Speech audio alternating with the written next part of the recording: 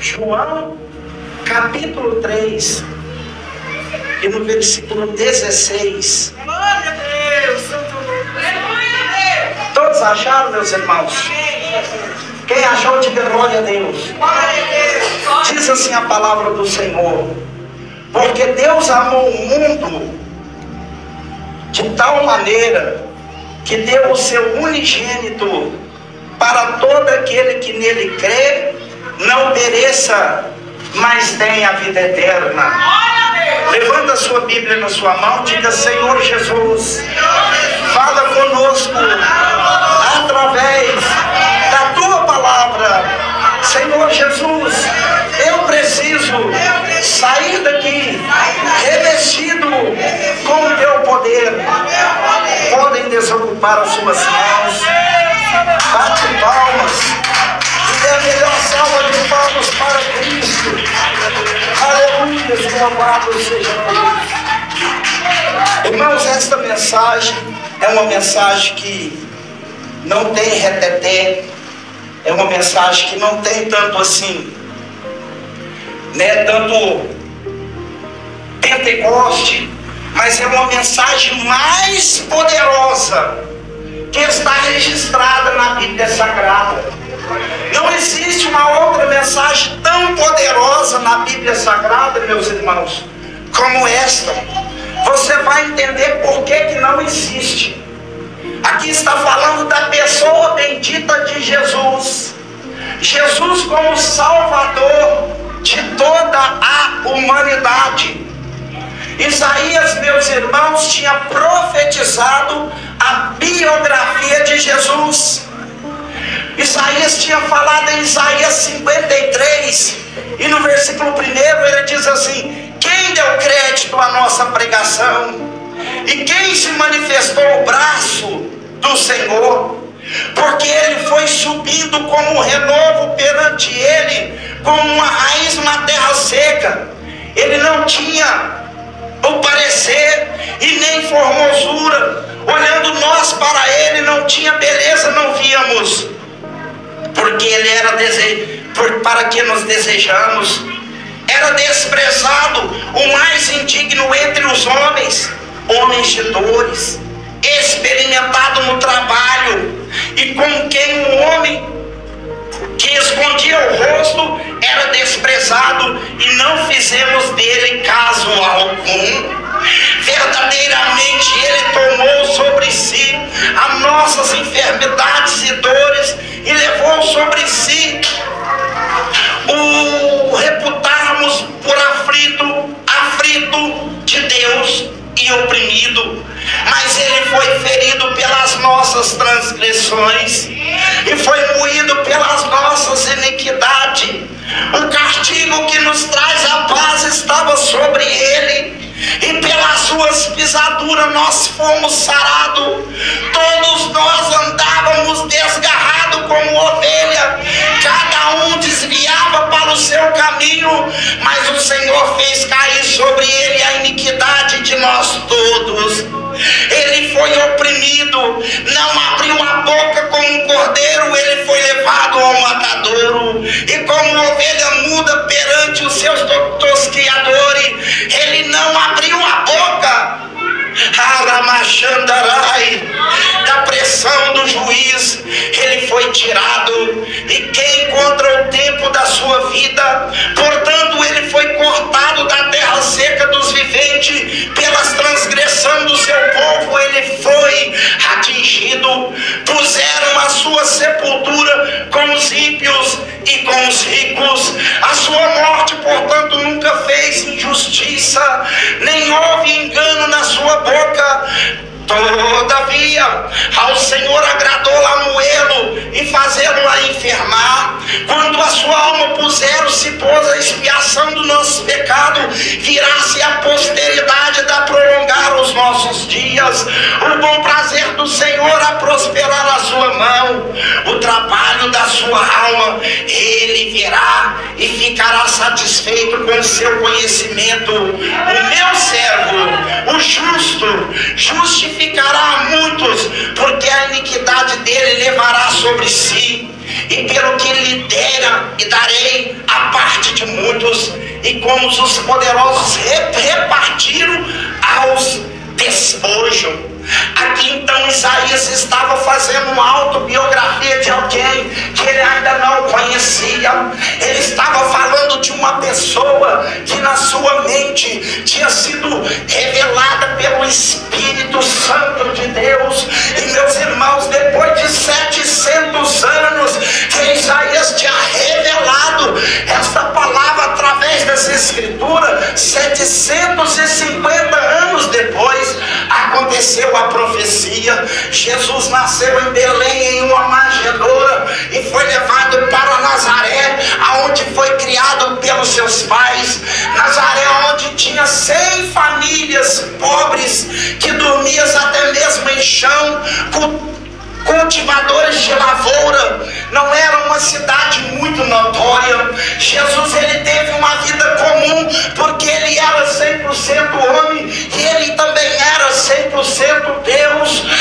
Tem muitas pessoas que chegam até mesmo a dizer: pregador, se Jesus era 100% homem e 100% Deus, então toda a sua história tinha que ser exposta para todo mundo ficar ciente passo a passo do seu viver.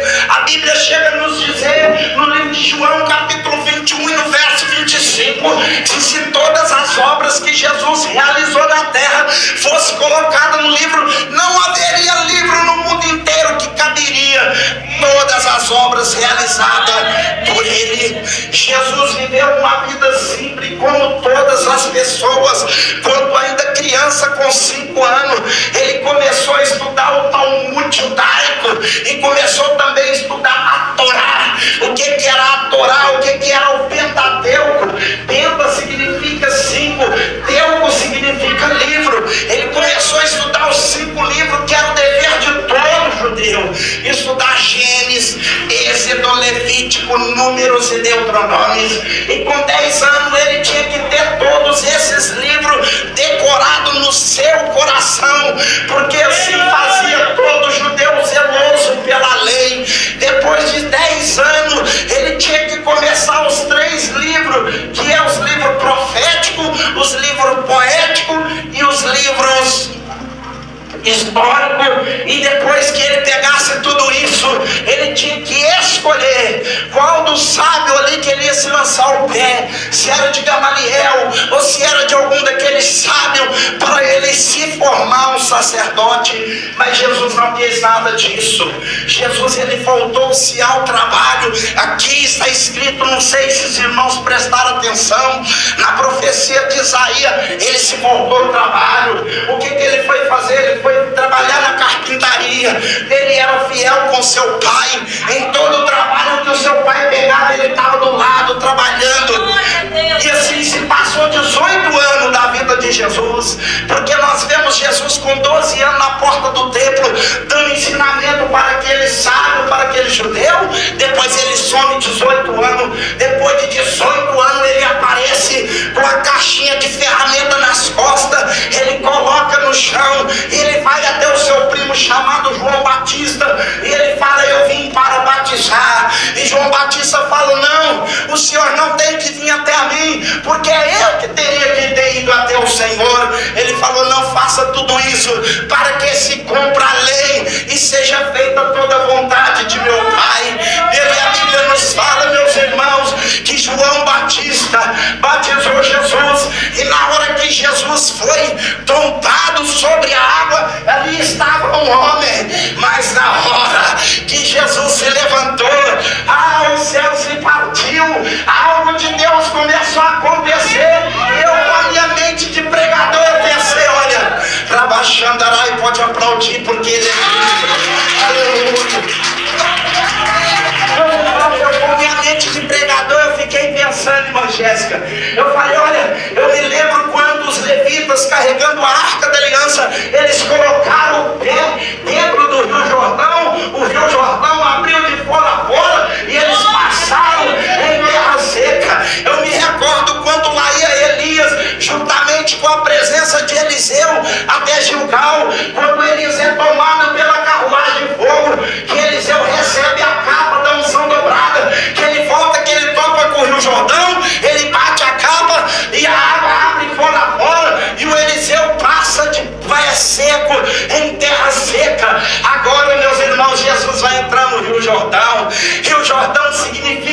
que desce. Porque todo que quer chegar-se até a Deus tem que descer do seu conhecer, tem que descer da tua sabedoria, tem que descer da tua altivez.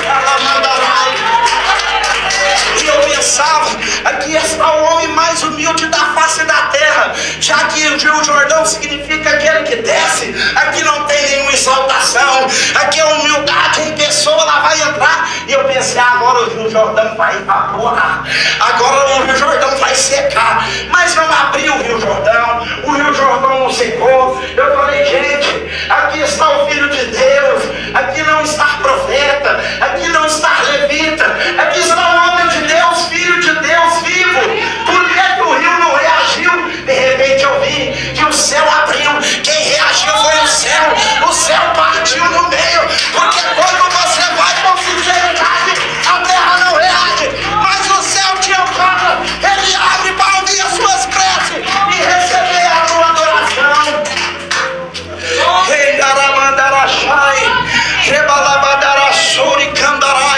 E a Bíblia diz que o Espírito de Deus desce sobre Jesus.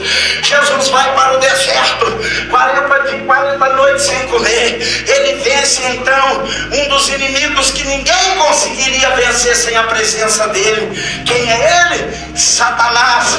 Mateus capítulo 4, ele vence a Satanás. Então Jesus começa o seu ministério. E a palavra de Deus, ela nos fala, meus irmãos, no livro de Marcos, aleluia, no livro de Lucas, no capítulo 4 e no versículo 28 e 29, que a primeira pregação que Jesus fez já levantou oposição. A cúpula judaica se levantou para querer matar Jesus. Jesus se manifestou na época mais melindrosa da terra. Havia 26 facções religiosas na época de Jesus, mas a mais atencionada entre eles era a cúpula judaica. Quem que era eles? Eram os escribas. Os escribas, meus irmãos, eram aqueles que passavam a escritura de um livro para o outro, observando, não deixando cair nenhum tio e nem deixando faltar nenhum ponto. Tudo que você falava, eles tinham ciência, porque era estudioso. A outra classe era os anciãos. Quem que eram os anciãos? Os anciãos eram os senhorinhos do templo, que estavam encarregados a aconselhar as pessoas, dar uma palavra amiga de saída, de hombridade. A terceira classe era quem? Eram os fariseus. Os fariseus eram aquele observador. Qualquer coisa que acontecesse, se não tivesse de acordo com a crença dos fariseus, eles decretavam a pessoa a morte. E a palavra de Deus nos fala no capítulo 4 e no versículo 28 de Lucas, que quando Jesus começou a pregar, toda a sinagoga, ouvindo as coisas, encheram-se de ira e levantaram-se e expulsaram o Senhor Jesus da cidade, até o cume dos montes da cidade que estava edificada para ali não participar. Eles não aceitou as palavras de Jesus.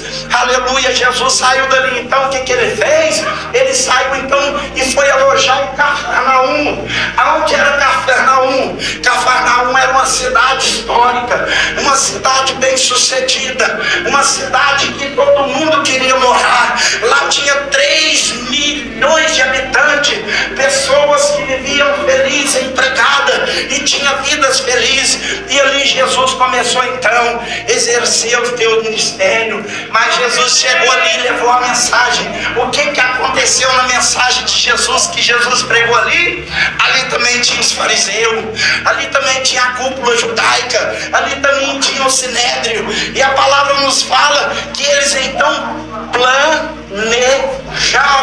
matar Jesus. No livro de Marcos, no capítulo 14, Marcos capítulo 14 e no versículo 1, a palavra de Deus nos fala assim: e dali 2 dias era a Páscoa, a festa dos pães asmos. Os principais dos sacerdotes e dos escribas buscaram aprender com dolo e queriam matar. Mas ali dizia: não, na festa, porventura só não faça o alvoroço entre o povo. Eles estavam querendo matar Jesus. Por que eles queriam matar Jesus? Porque Jesus veio para desmartelar o poder das trevas, irmão. Jesus, ele veio para colocar um pingo nos is. Jesus, ele chega na porta do templo. Ele viu que ali estava armado um esquema de ladroagem, um esquema de roubo, um esquema de facção. E ele começa a desmartelar quem? Os saduceus. Quem que eram os saduceus? Os saduceus eram trabalhadores do sumo sacerdote Caifás. Os saduceus era aquele que criava ovelha. Os saduceus era aquele que criava pomba. Os saduceus era aquele que criava cabrito, que criava boi, que tinha roupa festiva e que trocava também o denário pela libra, porque era a moeda corrente na época de Jesus, a libra. Ela tinha que ser trocada. Então, em ano tinha as festas judaicas. E o povo saía de longe para poder apresentar os seus holocaustos no templo. Só que na lei de Moisés falou que não seria bom que o homem apresentasse de mão vazia diante da casa do Senhor. Então eles já tinham o costume, meus irmãos. Se vocês entrarem no livro de Êxodo, capítulo 12, todo o capítulo 12 vocês vão ver que eles tinham a obrigação de pegar um cordeiro e cuidar dele, como se fosse uma criança da mamadeira. Olhar se ele não tinha briga, olhar as vistas se não tinha anemia. Tinha que cuidar como se fosse uma criança, porque no dia da festa tinha que apresentar um cordeiro limpo, um cordeiro puro. E eles vinham com aquilo nas costas. Só que na hora que chegavam em Jerusalém, a cúpula judaica falou: não, você trouxe o seu holocausto, o seu sacrifício nas costas, então você impurificou o sacrifício. Ele não pode entrar no holocausto de Deus, ele não serve. Você vai ter que deixar ele aí, vai ter que comprar um aqui, porque esses aqui já está certificado, esses aqui já foi apresentado. Então eles tinham obrigatoriamente comprar. Jesus chegou e falou assim: que é isso? Vocês estão fazendo da casa do meu pai um covil de ladrões? Vocês estão vendendo, estão comprando. É assim que nós estamos vivendo nossos dias. O mundo está acontecendo, a adoração está movimentando a mão de Deus. Alguns estão pagando conta de água, outros estão pagando conta de luz, outros pensando na morte da bezerra. Enquanto isso, o culto de adoração está sendo violado, a presença de Deus está sendo despercebida. Jesus chega com um toque de alerta: ei, você que está dormindo, comprando, vendendo na casa de meu pai, aonde vocês aprenderam isso? Vocês se converteram no covil de ladrões. A casa do meu pai é chamada casa de oração. Salomão,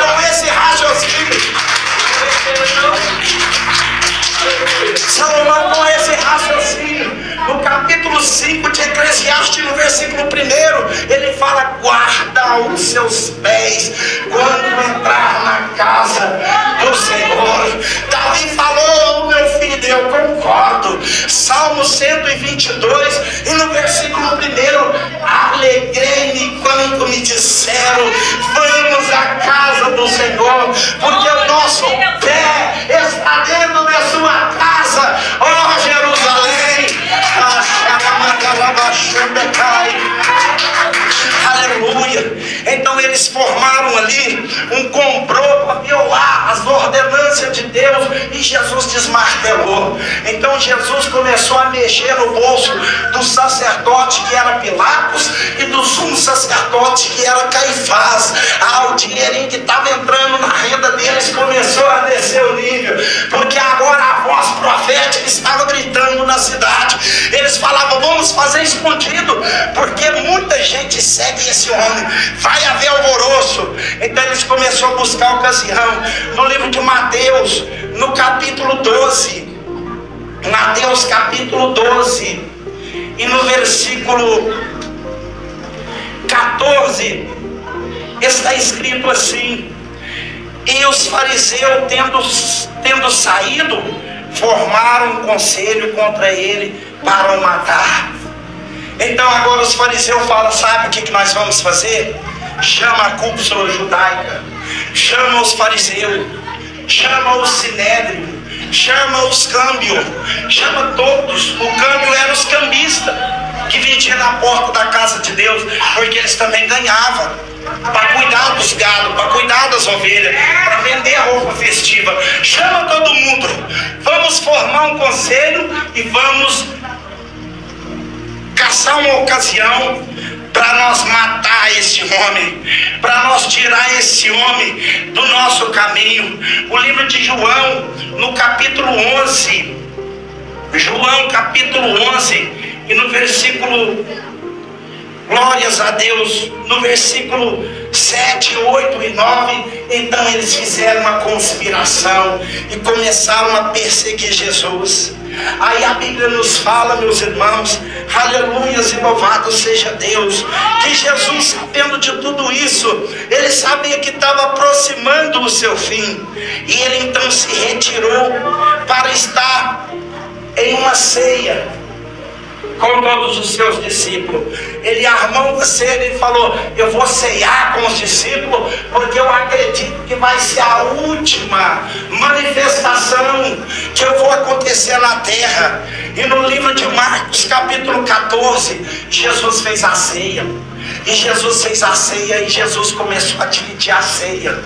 E Jesus cantou o hino, a palavra de Deus diz que ele cantou o hino, e ele começou a dividir a ceia. Só que ele pega o prato, ele faz a oração, e apresentando a ceia do Senhor, e de repente ele fala assim: ó, no meio de vós tem um que é o Satanás, tem um no meio de vocês que é um demônio. E todo mundo ficou ali preocupado quem que era, será que é eu? Um olhando para o outro, será que é eu? O outro olhava para o outro, será que é eu? E aí Pedro dirige a palavra a Jesus e fala: Jesus, por acaso é eu? O Senhor está desacreditando da minha índole, do meu caráter, da minha fidelidade? Jesus falou: não. Aquele que há de me trair, eu vou socar o pão molhado na boca dele. Isso também fazia parte da tradição. Na tradição tinha o pão molhado, e ele pegou e molhou o pão no vinho, e foi todo mundo abrindo a boca, querendo receber, achando que era eles. Todo mundo abrindo a boca, de repente ele socou na boca de Judas. Judas envermelhou o olho e colocou de pé. Jesus olhando para Judas, mas não era Judas, já era o Satanás dentro do Judas. E Jesus olha para Judas e fala: olha, Judas, o que você tiver de fazer, vai logo, faça rápido, porque o tempo não espera. E Jesus continua a ceia, ele partiu a ceia para todo mundo. Ele falou: eu estou partindo meu corpo, eu estou partindo meu sangue entre vós, fazei isso em memória de mim, porque todas as vezes que fizerem isso, lembrar de mim, da minha morte, até que eu venha buscar vocês. Aleluia, e louvado seja Deus. Ele acaba, meus irmãos, de partir a ceia. A palavra de Deus, aleluia, nos fala que ele foi então lá para Lucas capítulo 23, e no verso 40, ele subiu para um monte chamado Monte Getsemane, ou seja, Jardim das Oliveiras, que tinha um monte que chamava Getsemane. E ali então, ele deixou ali 9 ali esperando, e subiu com 3. Quem eram eles? Pedro, Tiago e João. Ele sobe até lá em cima, e no versículo 42 do capítulo 22 de Lucas, ele fala assim: fica aqui, porque eu vou dar um tiro de flecha, um tiro de pedra para frente, porque eu vou orar. E ele deixou os 3 discípulos e andou mais ou menos 30 a 40 metros e se curvou diante de Deus. Ali a palavra de Deus nos fala, meus irmãos, no versículo 40, no versículo 41, 42, que ele começou a chorar, que ele começou a ter um grande fenômeno, que até hoje só aconteceu 3 fenômenos desse, que era suar gota de sangue. O primeiro foi com uma freira na Idade Média, o outro foi com uma mulher na Segunda Guerra Mundial, e Jesus passou por isso. O que era isso, pregador? Isso é uma grande pressão psicológica, juntamente com a grande estresse, juntamente com a grande responsabilidade, misturado com um grande medo.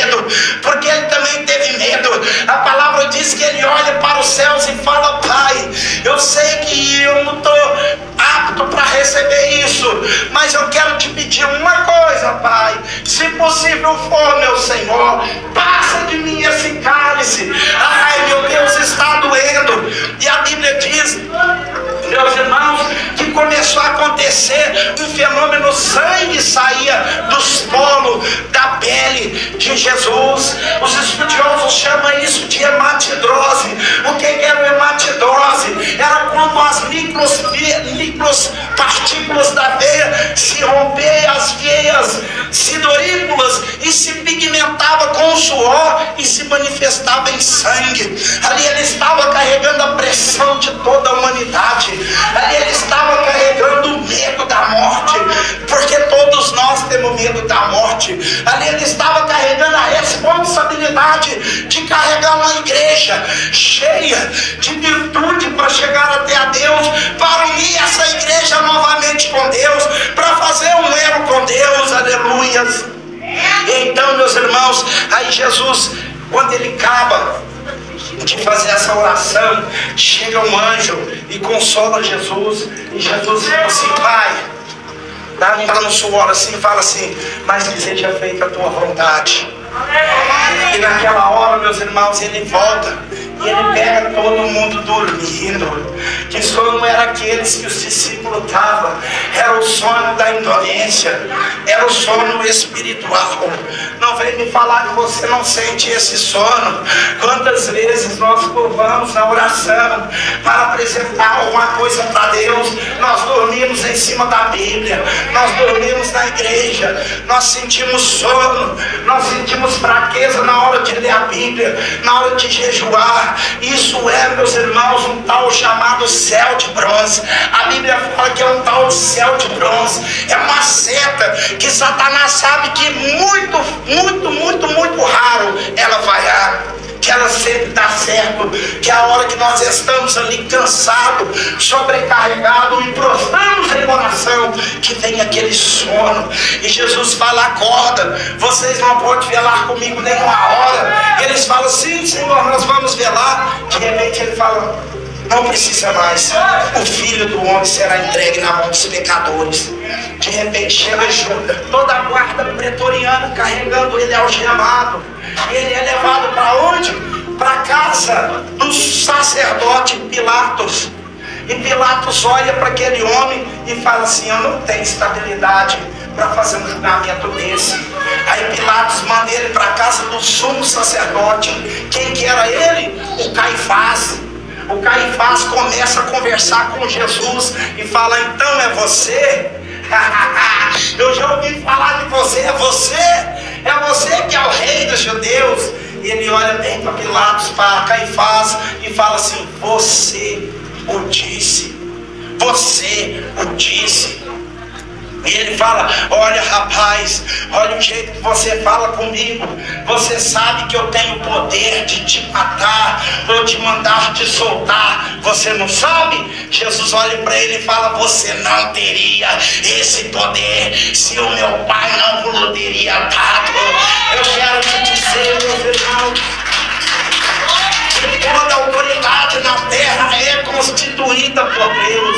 Você que não tem hábito de respeitar as normas da terra, as autoridades da terra, os citados de lei da terra, você está violando algo da parte de Deus, porque aqui da boca de Jesus ele declarou que toda autoridade é o Pai que dá, e aquele que não respeita a autoridade não está apto para chegar até a presença do Pai. Então ali o Anás pega e fala assim: você é o rei dos judeus. Jesus fala assim: você o disse. E ele pega e fala assim: blasfêmia. E na hora que ele rasga a capa do sumo sacerdote, sem saber, ele estava transferindo o sumo sacerdócio para outro. Porque através da lei de Moisés, quando um sacerdote rasgava, ele estava dando desistência da posição, e estava passando para aquele que estava mais próximo. Então na hora que ele rasga e fala blasfêmia, ele naquele momento, no mundo espiritual, ele passou a liderança para Jesus. E Jesus agora já com o olho cheio de certeza. Jesus então agora estava pronto, não respondeu mais nada. E de repente ele fala: eu não quero mais esse homem aqui. Manda esse homem para a casa de Pilatos. E mandou esse homem para a casa de Pilatos. E chegou lá, Pilatos começou a bater. E mandou que lhe açoitasse. E começaram a bater. E de repente voltaram com ele para a casa de Pilatos. E Pilatos estava na sua fortaleza de Antúnias, no segundo andar da sua casa. E ele, juntamente com a sua esposa Cláudia, a esposa dele, Cláudia, tinha falado: eu muito sofri por causa desse justo. Eu tive um sonho de misericórdia, eu nem te conto. E ele falou: nossa, eu também não quero saber de nada. E ele falou: eu não quero saber de nada. Ó, aqui eu vou lavar minha mão. Eu não quero saber, nós vamos só açoitar ele. E depois nós vamos soltar ele. E de repente o povo começou a gritar: não vamos soltar, crucificam. Aí eles, por norma judaica, eles tinham que soltar um preso. E eles falaram: olha, pela norma judaica eu tenho que soltar um preso. Que está escrito lá no livro de João, capítulo 18, no versículo 39. Aí eles falam assim: vamos soltar quem? Aí eles falaram assim: solte Pilatos, solte Barrabás. Sabe quem que era Barrabás? Barrabás era um criminoso que já tinha matado um policial. A guarda pretoriana era a melhor guarda do mundo. Roma tinha atingido um topo que todo mundo se orgulhava. Roma era muito bem montada e muito bem organizada pelos seus imperadores. Ninguém conseguia contra o exército de Roma. E esse homem conseguiu matar um exército, um policial de Roma. Por isso que estava sendo condenado. E o outro era o Dimas. O que o Dimas fez? O Dimas foi pego furtando. E um crime de morte, de furto, naquela época era crucifixão. Porque a cruz demonstrava maldição daqueles que nela se morriam. E então eles falavam, ele desceu pelas escadas e falou assim: então eu vou soltar Dimas. Mas o que é que eu faço com Jesus? O povo gritava: crucificam, crucificam, crucificam. Então eles começaram a chibatar Jesus. Deram 40 chibatadas em Jesus. Pegaram uma coroa de espinho, um cravo da Índia, e fizeram uma coroa, colocaram com 3 centímetros cada cravo daquele, bateram contra isso, perfuraram os vasos capilares da cabeça do mestre, cortaram as vestes de Jesus, colocaram em Jesus sorte e começaram a escarnear Jesus. Um passava, batia, o outro vinha, dava uma cuspida. Isso era para mim, irmão. Isso era para você. Nós que éramos esse que tinha que tomar esse castigo. Mas o Senhor estava falando que o castigo que nos traz a paz estava sobre ele. Ele estava sendo bofeteado. Ele estava sendo zombado. Ele estava sendo escarneado. E todo mundo cuspia nele. E passava um, chutava, passava outro, batia, dava um soco. Depois ele foi surrado. Então agora chega a hora de ele andar 3,5 km para chegar aonde? Para chegar no Alto Gólgota, que era um monte chamado Caveira. Ele pega tipo a arte da cruz. Ele pega uma arte da cruz, estíbulo que chamava, que era a parte horizontal, e coloca aquela madeira bruta, sem nenhum trabalho, ela cheia de ferpa, e joga nas costas. Meus irmãos, ele com mais de 490 buracos nas costas pela zorrague, eles jogaram ali um lençol, porque eles não estavam aguentando olhar para aquilo. Eles olhavam assim, eles viam o tecido do corpo de Jesus cortado, a costela de Jesus lá dentro, e ele passando aquele tanto de sangue. Era fácil identificar por onde ele estava indo, era só seguir a trilha de sangue. Jesus derramando aquele monte de sangue, aquele escarninho, todo mundo gritando, tacando as coisas nele. Eu posso acreditar que ele estava no fluxo de sangue. Eu posso acreditar que ele também estava o Bartimeu, porque estava todo mundo ali. Não tinha ninguém, meus irmãos, do lado dele.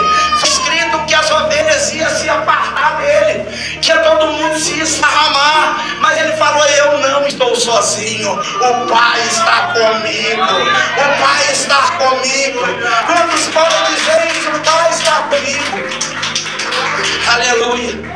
Ele vai andando, perdendo aquele monte de sangue.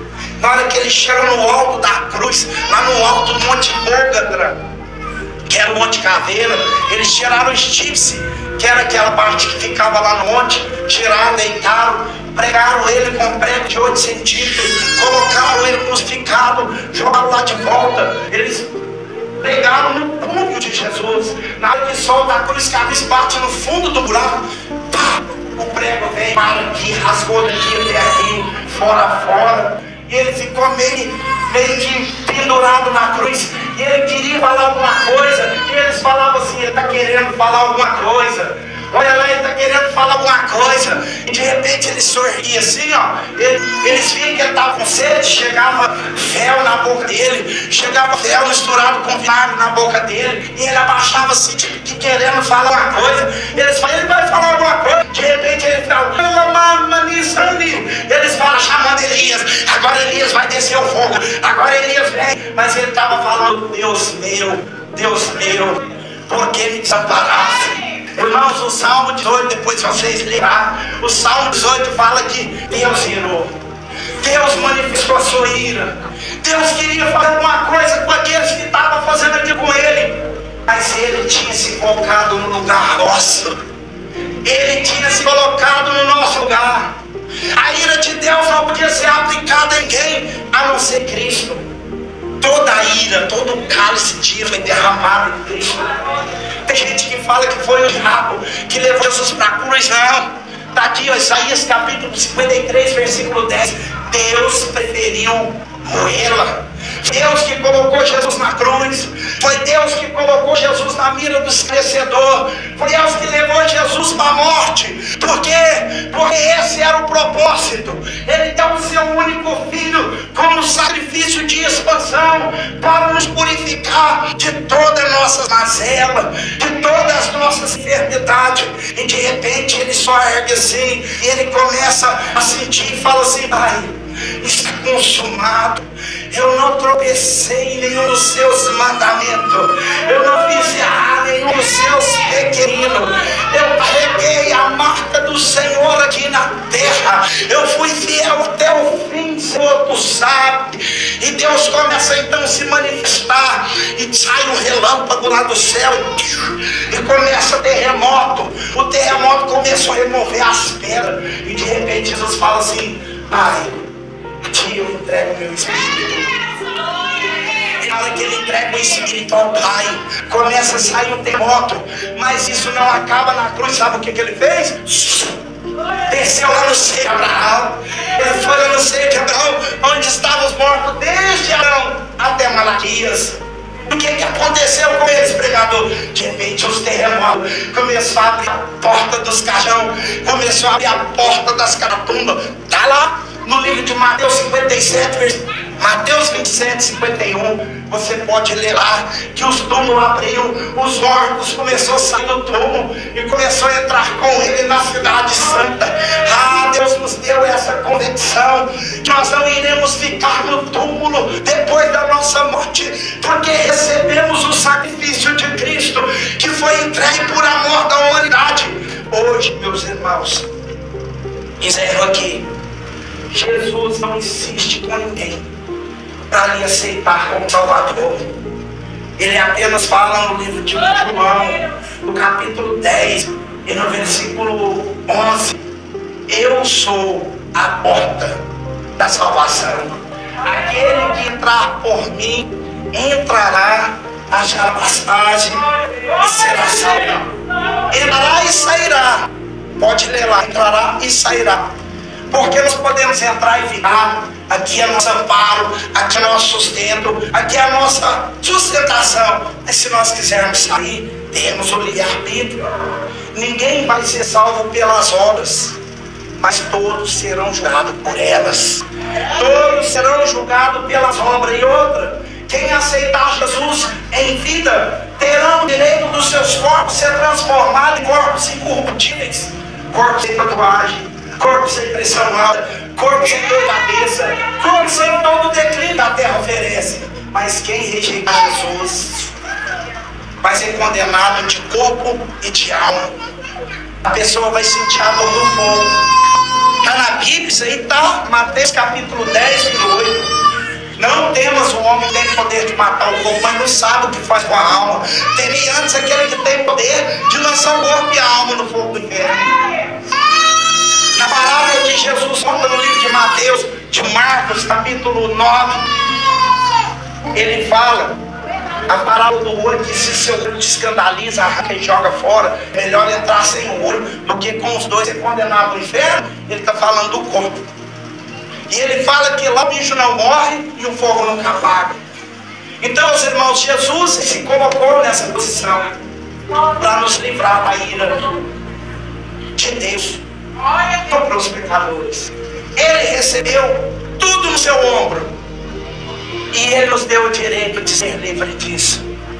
Por isso o tema da campanha é: se o Filho nos libertar, verdadeiramente sereis livres. Porque se ele te libertar, não existe demônio que te condena. Apocalipse capítulo 2, versículo 11. Quem tem ouvido, ouça que o Espírito diz às igrejas. E o vencer de maneira alguma provará o dano da segunda morte. E aquilo que eu não falei que